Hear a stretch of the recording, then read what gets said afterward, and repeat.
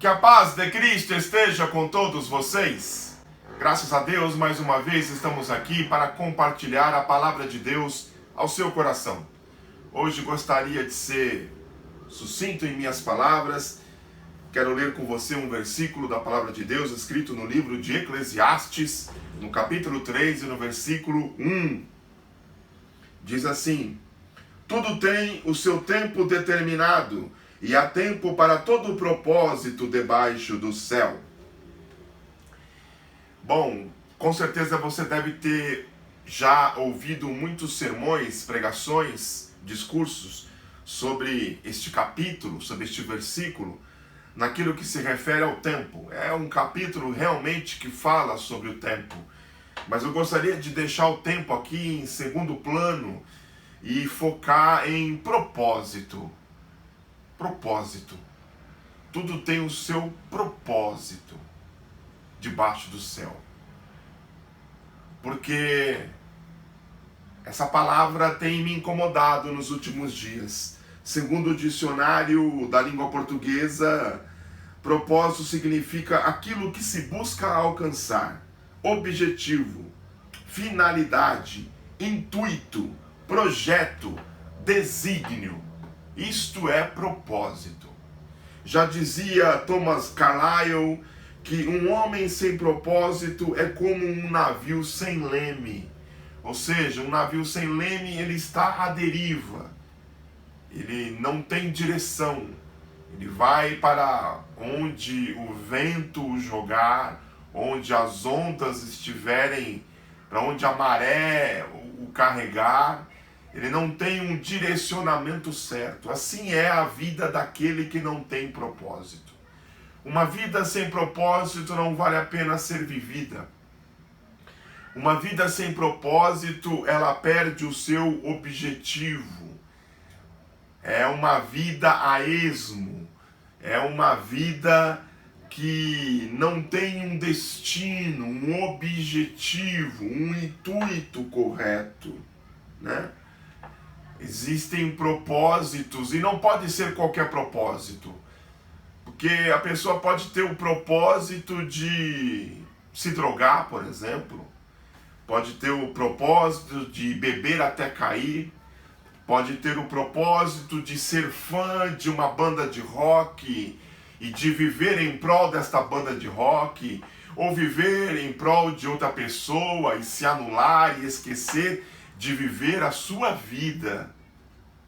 Então, não é qualquer propósito, mas são propósitos eternos. E é sobre isso que eu gostaria de discorrer rapidamente. Propósitos eternos. Porque se você perguntar na rua, todo mundo tem um propósito, tem algum objetivo, algum propósito. Mas será que esses propósitos são eternos?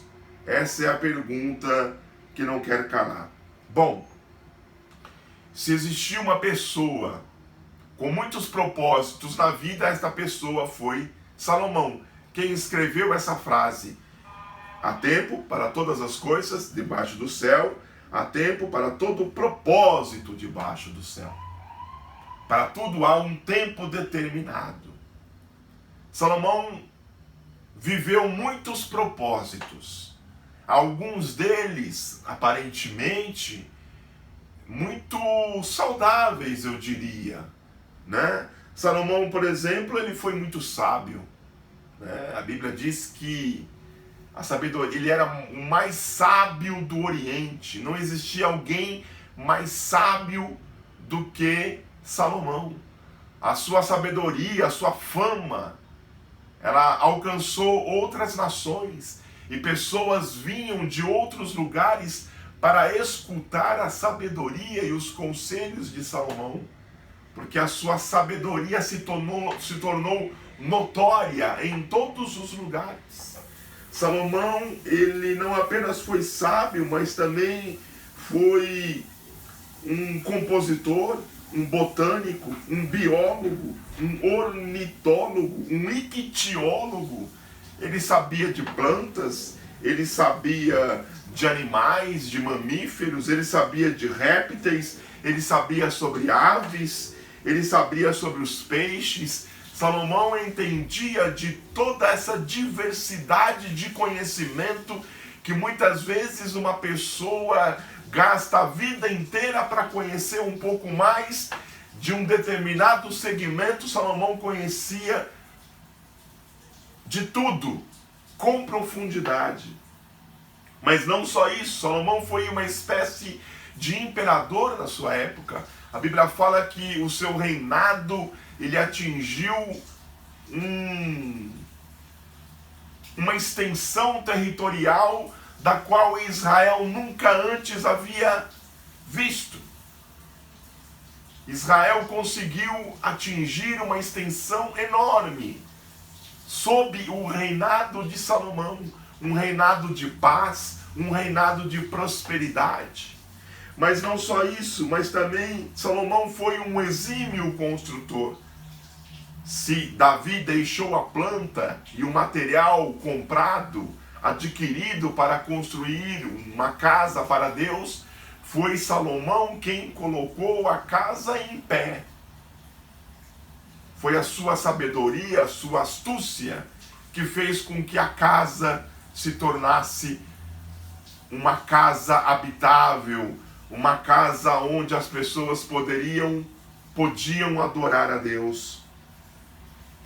Mas não só isso, Salomão também era riquíssimo. Salomão tinha muito ouro. Salomão tinha muitas pedras preciosas. Salomão recebia presentes, recebia encargos, recebia de muitos países, levavam tributos, essa é a palavra que eu estou tentando lembrar, para Salomão. Das riquezas de muitos países iam para Israel. A Bíblia diz que a prata na época de Salomão era irrisória, ninguém dava valor, era como pedra de tanta prata que tinha no reino. Salomão atingiu tamanha riqueza. Mas não só isso, também Salomão foi amante de muitas mulheres. Diz a Bíblia que Salomão tinha 700 mulheres e 300 concubinas. Salomão foi um amante inveterado. Salomão amou muito, amou em demasia. Agora eu pergunto, todo esse propósito para Salomão, quando ele escreve o livro de Eclesiastes, torna-se sem sentido. Salomão chama todo esse conhecimento, todo esse cabedal, todo esse ouro, toda essa riqueza, todos esses relacionamentos femininos. Salomão chama isso de vaidade. Vaidade tem muitos significados, mas trazendo para o nosso linguajar aqui, vaidade diz respeito a sopro, a vazio, a bolha de sabão, que num instante está aqui e já não existe mais. Salomão chama todo esse cabedal disso de vaidade. Por quê? Porque não são propósitos eternos. Não são propósitos que afetam a eternidade, que afetam o outro lado da vida. São propósitos as quais os homens correm atrás aqui nessa esfera da vida, mas que na eternidade não possui valor algum, porque os valores da eternidade são diferentes dos valores que nós temos aqui do lado de cá. Bendito seja o nome do Senhor. Salomão, ele olha para todas as suas realizações e ele não encontra sentido. Olha, ele viveu coisas que nós corremos atrás. Nós queríamos ter 10% do que Salomão tinha. Nós queríamos nos relacionar 1% do qual Salomão se relacionou. Nós gostaríamos de conhecer 5% daquilo que Salomão conheceu. E tudo isso ele chama de vaidade, de vazio, de bolha de sabão, porque nada disso existia um propósito eterno. Eram apenas propósitos terrenos, eram apenas propósitos carnais e que não faziam a menor diferença na eternidade. Propósitos eternos, assim como diz o nome, mexe com a eternidade. É viver na dimensão de lá. É ter a consciência de que tudo o que realmente vale a pena precisa ser alcançado, objetivado, ter o desígnio que aponta para os valores eternos. De alguma forma, os propósitos que o sábio Salomão teve não lhe deram o verdadeiro propósito de vida. Não serviu de nada, porque viver na dimensão de lá é muito diferente da dimensão de cá. Viver os valores do reino que Jesus pregava é muito diferente de viver nas dimensões do reino dos homens. O reino de Deus é superior ao reino dos homens. O reino de Deus, às vezes, é o contrário do reino dos homens. Vai dar uma olhadinha lá em Mateus 5, nas bem-aventuranças. Quando Jesus prega o seu sermão da montanha, ele fala sobre bem-aventurados são os que choram, são os pobres, são os que têm fome e sede de justiça, são os perseguidos, bem-aventurados são... E ele vai fazendo ali uma contracultura que para nós não faz sentido algum, mas faz sentido para o reino, faz sentido para quem tem propósitos eternos. Porque do lado de lá os valores são diferentes do lado de cá. É isso que nós não entendemos. É isso que nós não entendemos. Graças a Deus que para Salomão, no final deste mesmo livro, no capítulo 12, quando chega no final, Salomão chega a uma conclusão óbvia, que como ele foi muito inteligente, muito sábio, ele não deveria ter perdido isso. Note, os propósitos de Salomão, eles não são propósitos ruins. Conhecimento, sabedoria, amor das mulheres, riqueza, eles não são ruins em si mesmo, mas no caminho o propósito se perdeu. No caminho o propósito deixou de ser eterno. No caminho o propósito deixou de ser Deus e começou a orbitar ao redor das coisas. E quando nós começamos a orbitar ao redor das coisas e não da pessoa de Deus, alguma coisa está muito errada. E nós deixamos o verdadeiro propósito a qual Deus nos designou aqui neste mundo, que é honrá-lo, que é adorá-lo, que é servi-lo, que é amar aos outros como a nós mesmos. É assim que se faz diferença no reino.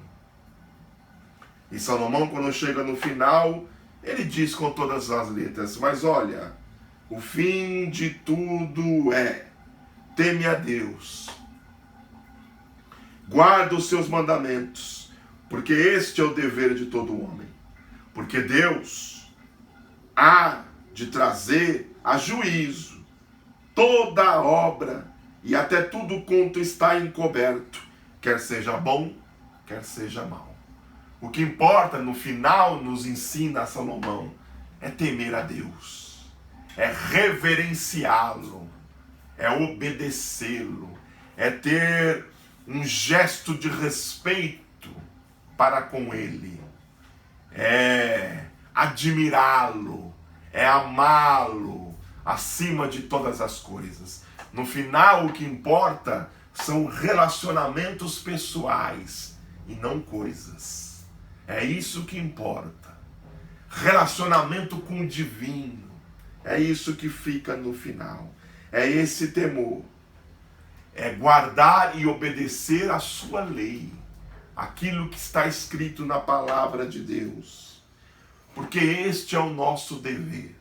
E obrigação vem primeiro do que o prazer.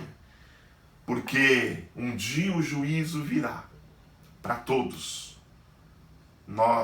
Deus requererá de nós a mordomia do tempo, de como nós usamos o tempo. É sobre isso que fala o capítulo 3, correto? Há tempo para tudo. Há tempo para todas as coisas. Deus vai requerer o tempo que Ele empregou, que Ele investiu na minha vida e na sua vida para a glória dEle. E se o nosso saldo estiver negativo, como será? Então haverá sim juízo para todos nós. Juízo de coisas boas e juízo de coisas ruins. Como é que a gente vai identificar isso? Muito fácil. Quando os propósitos são eternos, nós estamos acumulando para a eternidade, para o porvir, para o outro lado. Agora, quando os propósitos são terrenos, aí nós nos relacionamos com coisas, aí nós nos relacionamos com coisas carnais, para esta vida. E esta vida não consegue tocar a eternidade. Pense sobre isso, reflita sobre isso, e que Deus abençoe a sua vida, em nome de Jesus.